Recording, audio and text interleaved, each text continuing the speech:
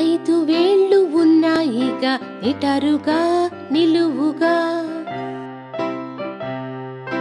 బొటన వేలు పొట్టిగా మధ్య వేలు పొడుగ్గా,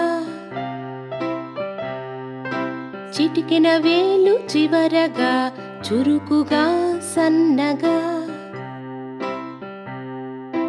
వేళ్ళన్నీ కలవగా అరచేయి వచ్చెగా.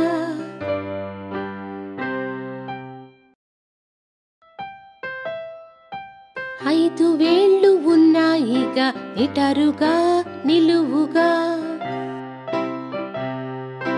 బొటన వేలు పొట్టిగా మధ్య వేలు పొడుగ్గా, చిటికెన వేలు చివరగా చురుకుగా సన్నగా, వేళ్ళన్నీ కలవగా అరచేయి వచ్చెగా.